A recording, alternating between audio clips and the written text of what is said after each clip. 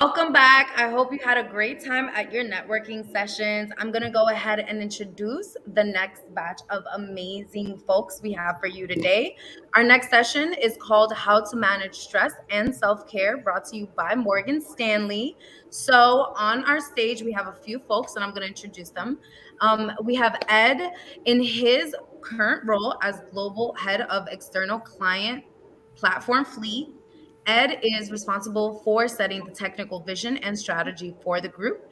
This global team is responsible for Morgan Stanley's API program, as well as the technology platform that underpin the award-winning Matrix client platform.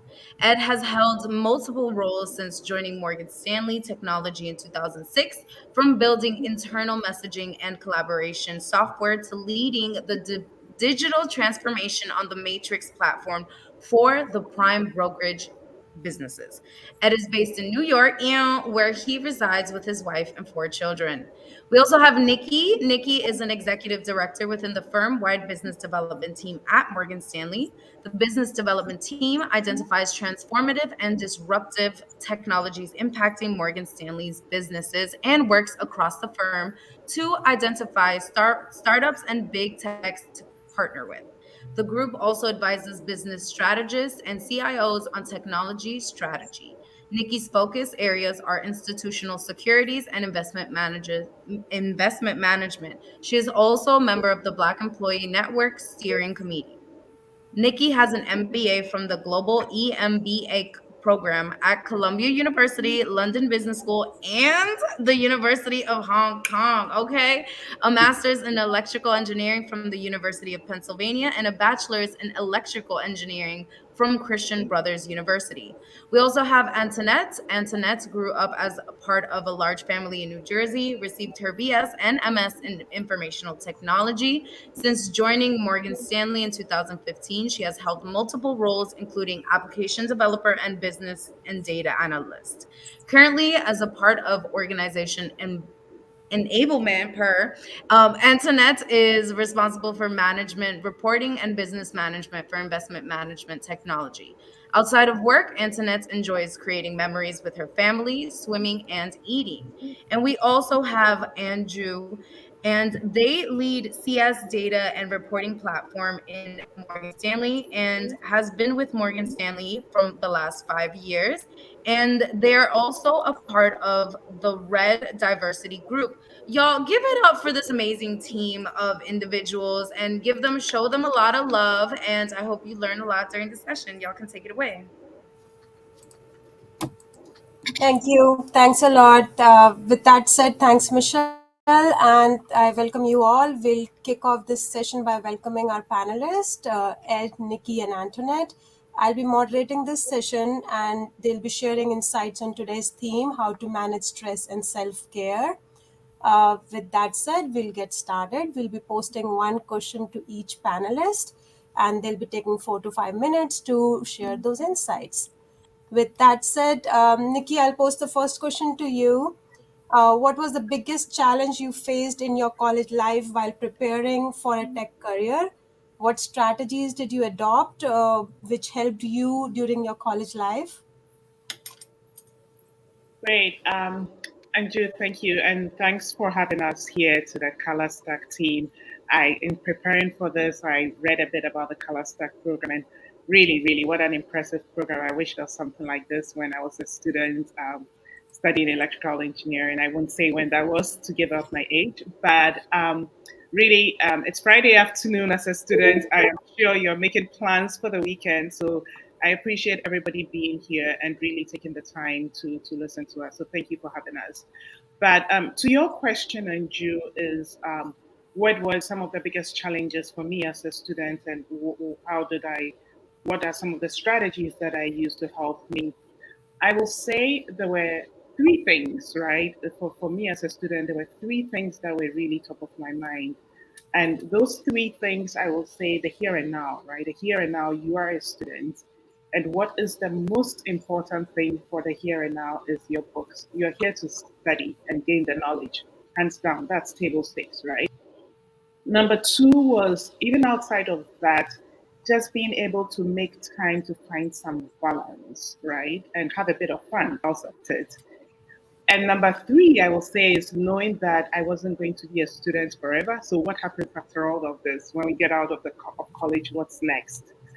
And so I will say those were the three major challenges. And so let's talk about what are the strategies that I used to help me overcome those challenges. Number one is the here and now. I will say there's no substitute for hard work.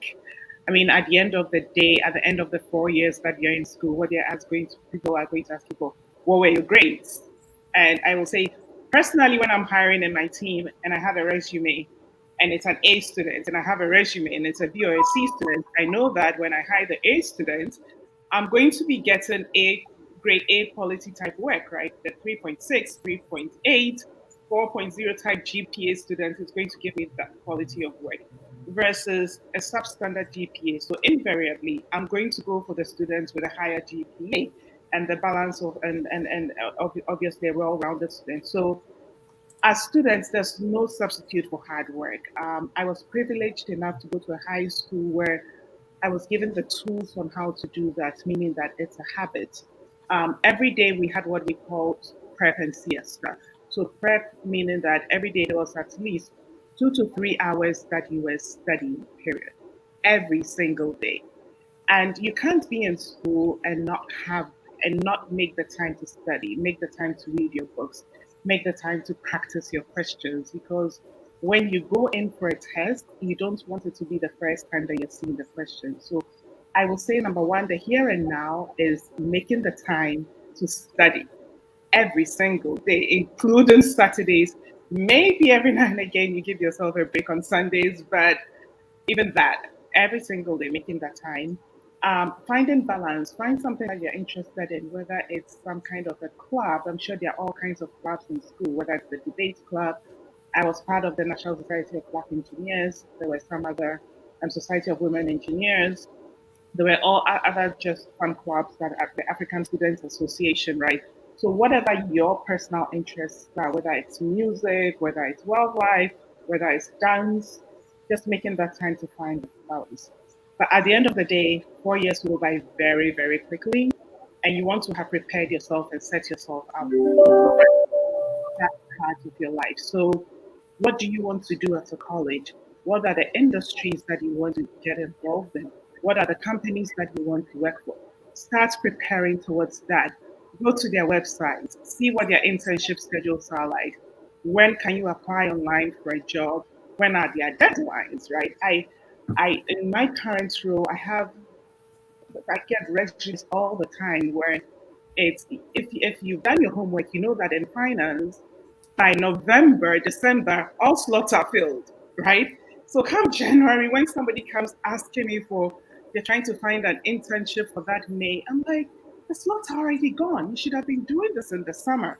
So you should really do your homework to understand what that timeline is for whatever industry that you're going to be in, when their deadlines are, and make sure that you're setting yourself up for success in keeping with their deadlines. So if you apply online and you go to somebody to follow up on a job application for you, you're not going to them in March for a major when the applications closed in November, right? So you really should understand whatever industry you're trying to get into and prepare, have the necessary timelines to set you up for success to enter that industry. So I'll say those are the three main things that I would like to leave the students with. Thanks, Nikki. So, Nikki, can you also share one particular scenario from your college life where you faced a challenge and then you strategized to work around it? Sure. Gosh, there were lots of challenges. One particular challenge, I will say, as a junior, I really wanted to get into telecommunications at the time, and I wanted to intern again with a telecommunications company. So there was a particular company that I really wanted to intern with. I went to them, and at the time, they were not taking any interns, but it was where I wanted to intern. So I was like, okay, how do I get my foot in the door? How do I? I've already done everything I think I need to do. By the end of the day, they weren't taking interns, right? So what do you do? So I came up with this brilliant idea. I went to them and I said, okay, fine. I know you guys are not taking any interns, but I really, really I'm more concerned about getting the skill set and the knowledge. So why don't I shadow a couple of engineers here for a bit? I will use that experience as my senior project, and I will actually do a report for you guys, right? And so, and they said, okay, fine. The what was in it for them was that they were going to be training a student, right? And at the same time, they were going to be training a student, and I was going to be getting what I want. The lesson here is that even when they say no, see if there's any way to turn that no into an opportunity, right? The first no is not your only no, right? You have to explore other avenues, whether it's with the same company or maybe I could have gone to a different company that does something different. So I think that the lesson here is you will get the no's sometimes, but you get the no's and you look for another workaround. Okay, I know you said no to this instance, but what if we did it this way? Or okay, fine, this company said no. What if we go to this company? And the way I approached it was they said no the first time. Then I said, okay, fine, it's not going to be an internship, but I'm going to volunteer for you guys. And then they said yes. Oh, that's amazing. Thank you so much, Nikki, for sharing with us. With that said, we'll move on our next question to Ed. Ed, you lead a big team in Morgan Stanley. We want to know what stress your junior team members experience in tech world, and how do you and your team members guide them to cope up with same? Absolutely. Thanks for the question, Andrew. And echoing Nikki's. Thanks to Color Stack for having us here. This is really a joy to be able to kind of meet with you today and share some of our experiences. Um, with regards to the question, I think where I would start is by first kind of stating what could be seen as the obvious, but I think is a good place to start is that everybody experiences stress, right? In all different parts of their life, whether that's in school, at work, in your personal life. Um, as a father, I have my own stresses. In the office, I have stresses. My kids are stressed usually by Xbox and friends and allowance. It's just a part of life, and I think that leads to the other thing that I would say is that not all stresses are necessarily negative, right? Some stresses, you know, you can get good out of some stressful situations. For those like me that discovered physical exercise and working out later in life, that it's through lifting heavy things or doing cardio that you get those physical and mental benefits. It's that stress that kind of leads to the rewards, and it's the same with stress that can come from school or professional situations, right?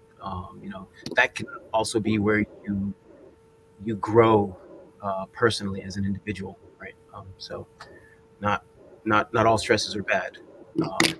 Not all stresses are good as well, right? So you kind of have to be mindful of the situation and kind of mindful of yourself and just think, am I stressed because this is something new, something that I'm not comfortable with, but there's an opportunity to learn and grow, or am I stressed because I'm being asked to do 20 different things and I'm headed towards just burning out. Um, Yeah. so those So, those are a few things that I would say. Um, so Ed, do you can you please share one of your junior member experience who was undergoing a stress, and then you and your team members kind of helped him or her? yeah, I think something that I would, you know, we all experience stress, like I said, but like something that's kind of common to folks that are earlier in their career is this, you know, building confidence by executing and doing things, right? Quite oftentimes, especially, in a software engineering team, you graduate from university, you've learned a set of skills, whether it's through comp sci, electrical engineering, whatever the major you took, and then you get into the workforce, and things look very different. The development environment looks different. The way you deploy software looks different. And if it's for an enterprise like Morgan Stanley, you know, there's this concept of like enterprise scale software. So that can lead to a lot of stress. In a lot of different ways. Whether that's, hey, I just have a lot of things that I need to learn, or questioning, are you good enough? That kind of imposter syndrome type of a feeling. Um, and I think companies like Morgan Stanley do a lot to help with that. Ideally, prevent it from ever even happening. So through the technology analyst training program, through the various networking groups that we work to set individuals up with, and ultimately through like explicit hands-on training to provide the necessary skill sets. I think the other side of that is knowing how to say no, right? So, you've joined a group, you've seen a lot of opportunities to learn, and you've taken those, you've kind of really delved into and taken every opportunity that comes your way. And at some point, especially if you're capable and you're doing a really good job, folks will notice and they'll ask you for things. They'll ask you, hey, can you help me with this? Or there's this really tricky problem. Can you take a look at it? And it kind of leads to that other burnout scenario where there's just a lot of things that are coming your way. And as important as it is to take things on, what's really more important is finishing things. So you have to learn how to say no, and that can be pretty stressful, especially when you're earlier in your career. But as with most things, there are techniques that you can learn that can help you to get better at that. There's coaching. A lot of what I've learned at the firm has come through that one-on-one coaching, whether it's explicit coaching from my management team or more informal coaching, from the various mentors that I've had, both in the firm and outside the firm throughout my career. So those are a few situations that I think can be kind of unique to folks that have just recently joined, whether that's from university or just earlier in their career. Thanks, Ed. Thank you so much for sharing. We'll move on to Antoinette. How did you and your team members manage workload while contributing to the social aspects and mainly post pandemic? Oh, thank you, Andrew, for the question. First off, I'll just say this is probably the highlight of my day, being able to be here with Color Stack for Fan Friday. So thank you for the opportunity and being here today. I would say that for our team, what we did is that we before the pandemic, I think everyone had the typical lifestyle, at least for my team, is coming to work Monday through Friday, work 8 to 6, go home, rinse, repeat, and that was pretty much your day. You pretty much stayed working within your team. There wasn't really any cross referencing with other team. But then when we switched to the pandemic, things had to change and we had to adapt. And everyone just had to do the best that they could. And while we were in the pandemic, we did get a new junior member on our team. And it was very difficult for us to be able to support the team member in the way that they needed and to provide them with the best experience that they could possibly get. So we tried to do our best to be there as much as we could, but we knew that it wouldn't take the place of having in-person experiences with the team and bonding. So as we adjusted back into the office, we tried to make up for that time. And then we ended up getting a secondary junior member this past November as everyone was adjusting back to the office. And I think what we decided to do was to redefine how working as a team worked for us, and we took a top-down approach, and we decided that we would try not to, as a team, work past probably 5 or 5:30, just because we wanted to remove the pressure that our junior members felt to stay in late because their managers were working late. If we wanted to continue to work after that time, we can do so, but it wasn't mandatory for us to do it. We also decided to implement biweekly luncheons, where we have informal meetups with different teams in our department so that we can have them introduced to our junior members so that they can get to know the people that they're sitting out on their floor with. So instead of just saying, hey, this is Alan and he handles our data security team, it's no, hey, if you need to find a restaurant in New York and you want the best food ever, go to Alan because he can give you the best recommendations. So getting to know the people on your floor outside of what they can help you with from your day-to-day life. If there's an info session that we think might be helpful for them, because Morgan Stanley does have multiple offices within New York, we decide that one of us is going to go and accompany them and just make formal introductions so they're not just stuck to people who are in our building. They can actually expand to their network to actually introduce other people from different divisions as well. So as a whole, we've decided to make the process better for our junior members. And I think what inspired this change is that we did have meetings with our junior members to say, hey, as a team, we know we probably haven't had the best experience, but how can we help you grow? How can we make things better? And if it wasn't for them being able to speak up and say, hey, we think that it would be nice or helpful if you can change or like help us out a little bit, we wouldn't have known that this was something they needed. So when you do join your next job or join your next internship, I would say speak up. Don't be afraid, because if it wasn't for them bringing it to our attention, I don't think we would have had this amount of change and impact on our team in such a short period of time. Thank you so much, Antoinette. Well said. I mean, thank you so much for bringing the importance of cohesiveness in office environment. So, with that said, we'll move on to a quick fireside session with our panelists, wherein we are going to ask them a quick questions on some of the favorite aspects in their life, and hopefully, you guys will be able to relate. So, posting question to Nikki: what's your favorite book? My favorite book, oh gosh, I'm an average reader, so I have quite a long list, but I'll say one that comes to mind is Americana by Chimamanda Ngozi Adichie. I would say the reason I bring this book up is it talks about the life of an immigrant and achieving her goals. She comes to school in this country, and after finishing that and working, and just the trials and tribulations that she goes through, and just overcoming it all and really being able to achieve the success that she needs in this country. And very similar story for me, right? Being an immigrant myself. So Americana is definitely one that I'll put on.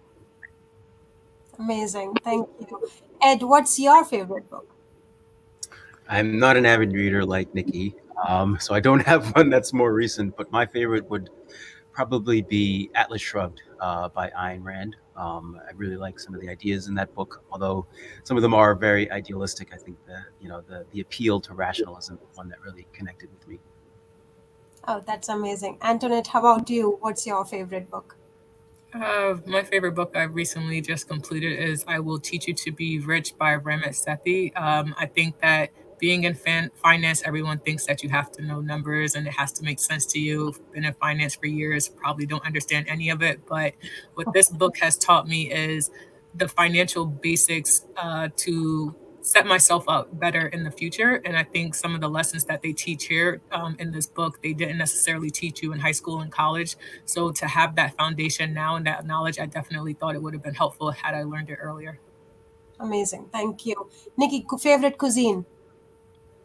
Favorite cuisine? Oh, jollof rice with fried plantains. So just to get jollof rice is rice cooked in tomato sauce, and it's a dish from West Africa that has every West African country claiming to be that has the best version. But I will say undisputedly the Ghana version of jollof rice is best. So if you do Google it, you can look it up on YouTube.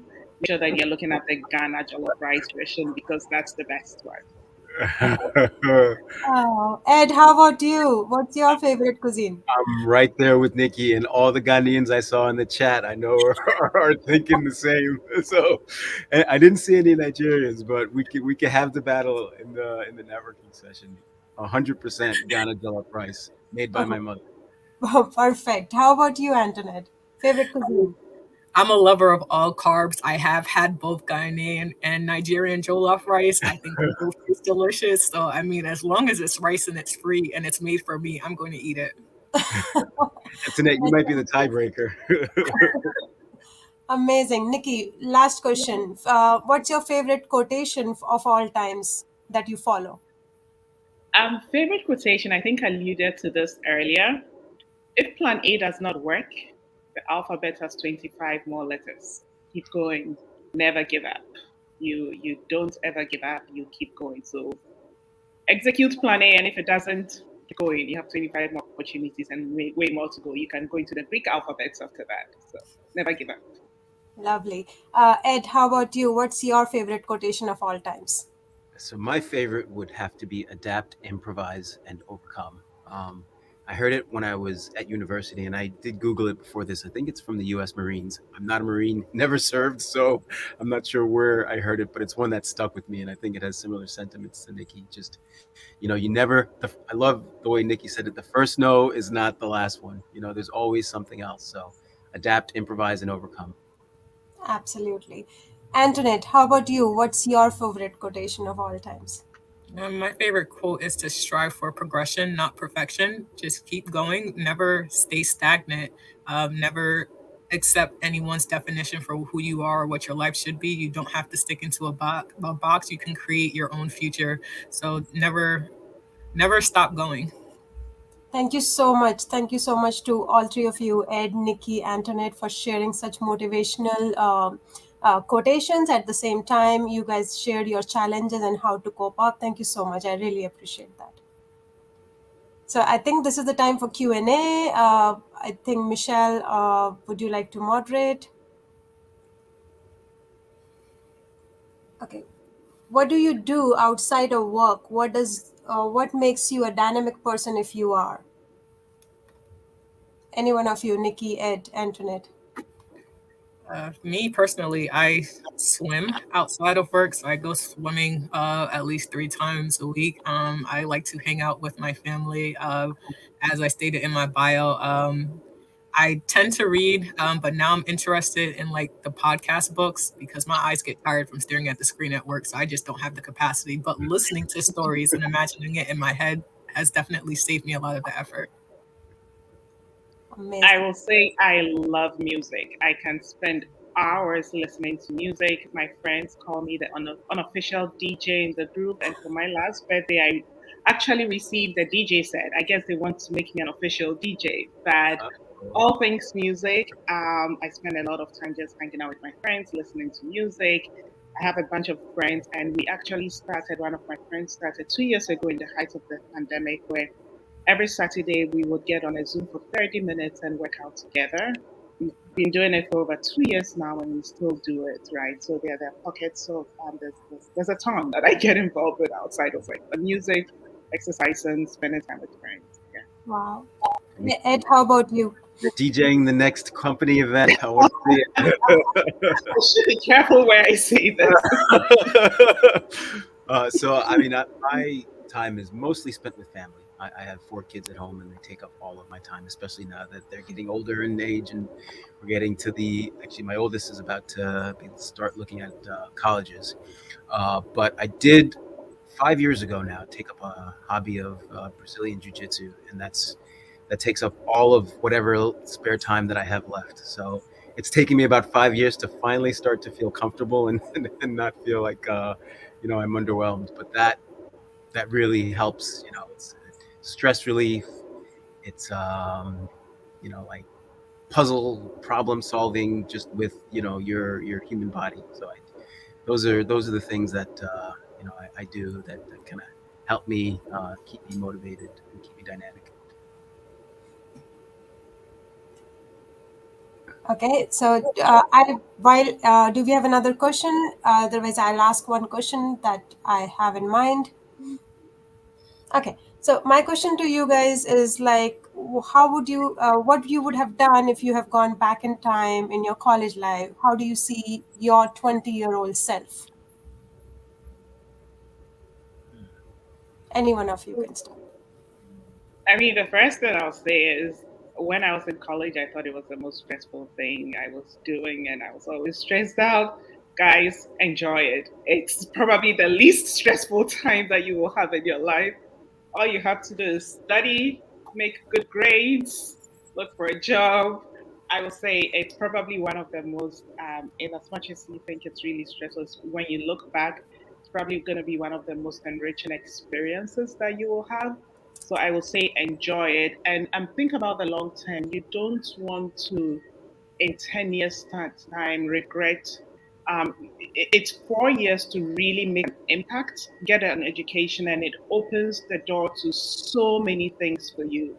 You want to make sure that you do everything you can to give yourself that right opportunity. So don't play with it. I mean, really take your books seriously. Study hard. Make time for the other things. But it's an opportunity to open the door to way more opportunities for you years down the line. So make sure that you give yourself that opportunity. Okay, Ed and Antoinette, do you want to contribute? I would say for me, I would tell my younger self it's okay if you don't have everything figured out. I think that everyone puts so much stress on college and where you're going to work and how much salary you make and whether or not it's the best decision, because anything after college, it kind of like sets a trajectory for the rest of your life. I still don't know what I want to be when I grow up. I'm still working to define what that's going to look like. But for me, it's any challenge or any role that I decide to take on, I look at it as an opportunity of me trying to figure out what I don't like in life. And if I try it out and I don't like it, then I just learned something new about myself. And then the next opportunity I take, I make sure it's more of what I did like and less of what I don't like. And then eventually I'm going to end up in a perfect place that is authentically me. And even if I have to design that position and what it looks like, that's what I'm going to do. So you don't need to know what the future is going to look like. So just focus on the now and don't stress yourself out too much. Absolutely. Yeah. Okay, so Ed, you want to add something? Yeah. Yeah, just real quick, I would say follow your interests, because you never know where they're going to take you. It's so interesting, having been at a place like Morgan Stanley, how much you really have an opportunity to shape your world and the world of the people around you. And that's where your interest can really shine and can benefit the greater community that you're a part of. So follow your interests. Don't think that there's one path that you have to take. Yeah, well said, well said. If do we have any questions from students? Okay, Anju, I think we wrap it here. I think we wrap it here. I think we are on time. Thank you so much, everyone, for having us here. Really thankful to you guys. Thank you so much, y'all. I want to see the claps. I want to see all the love for the Morgan Stanley team. Thank you so much for just sharing all your experiences and your advice with the Color Stack community. Before we head out to our next session, I'm going to go ahead and do the giveaway question. So I hope y'all are ready to type. Okay. The question is, which book helped Nikki in her college life? Let's see. Oh, there's a lot. Okay, everyone got it. And let's see who got it first. Who was our winner chicken dinner? Is it okay? Naomi, congrats, Naomi. The Color Stack team will be reaching out to you within the next week. Thank you, Morgan Stanley team, so much for again sharing your time and your experiences. I know this is definitely something that's super helpful to the community. And y'all remember to connect with them during the really quick networking session we're gonna have next, but also through LinkedIn. Send them a note. Tell them, thank you for coming. And I really, really loved the quote, and we'll talk about it later, but I really love the quote about if plan A doesn't work, there's other letters in the alphabet. Oh my God, I'm going to take that for myself as well, because that's so true. One no does not mean never. It just means keep it trying, try a different angle, keep it pushing, try a different person, check out a different door, check out the other window. You know what I'm saying? It's just keep it going. But thank you again, Morgan Stanley team. Again, I hope you're seeing all the love. Y'all give it up for them. Lots of hearts. Thank you in the chat, and have a great rest of your day. Thank you. Thanks.